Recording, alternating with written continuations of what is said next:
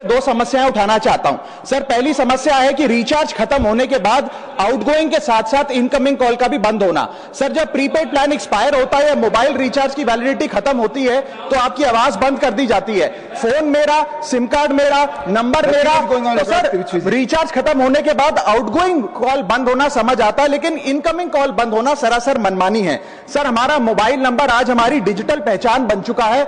Essential communication जैसे कि UPI payment, banking OTP, train ticket OTP, PAN Aadhaar authentication, interview का call, hospital का call, मां बाप का गांव से कॉल, तमाम चीजें इनकमिंग कॉल और इनकमिंग एसएमएस से आती है और वो इसलिए बंद कर दिया जाता है कि इंसान एक रिचार्ज कराना भूल गया।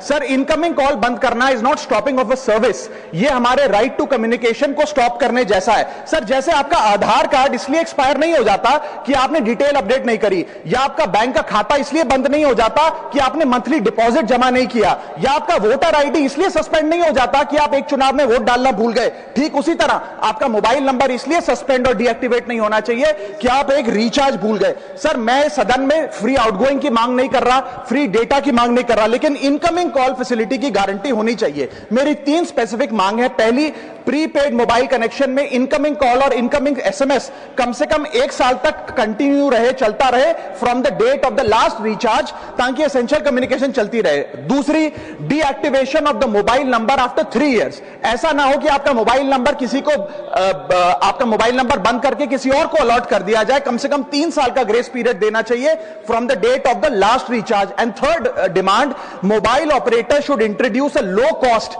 Incoming only plan. वो लोग जो सिर्फ इनकमिंग के लिए फोन रखते हैं उनके लिए, जैसे कि 10 रुपए में 180 दिन की इनकमिंग कॉल की फैसिलिटी, इस प्रकार की स्कीम्स मोबाइल ऑपरेटर को लानी चाहिए। दूसरी समस्या जो प्रीपेड कस्टमर्स फेस करते हैं वो है टेलीकॉम ऑपरेटर का 28 दिन का मंथली रिचार्ज। साल में सर महीने 12 होते हैं, लेकिन 28 दिन की रिचार्ज के माध्यम से 13 टाइम्स रिचार्ज कराना पड़ता है। कैसे सर? 28 दिन into 13 times is equal to 364 days. ये एक बड़ी क्लेवर स्ट्रैटेजी है जिसके चलते आपको फीलिंग 30 दिन की देते हैं, लेकिन आपसे डीलिंग 28 दिन की करते हैं। सर, दुनिया में हर जगह बिलिंग साइकिल कैलेंडर मंथ के हिसाब से होती है, 30 या 31 दिन। आपको मंथली सैलरी, लैंडलॉर्ड का रेंट, बैंक की ईएमआई, बिजली पानी गैस का बिल, तमाम चीजें 30 या 31 दिन के महीने के हिसाब से होती हैं। लेकिन ये मोबाइल ऑपरेटर, टेलीकॉम ऑपरेटर 28 दिन के महीने के हिसाब से आपको रिचार्ज प्लान बेचते हैं, ताकि साल में एक अतिरिक्त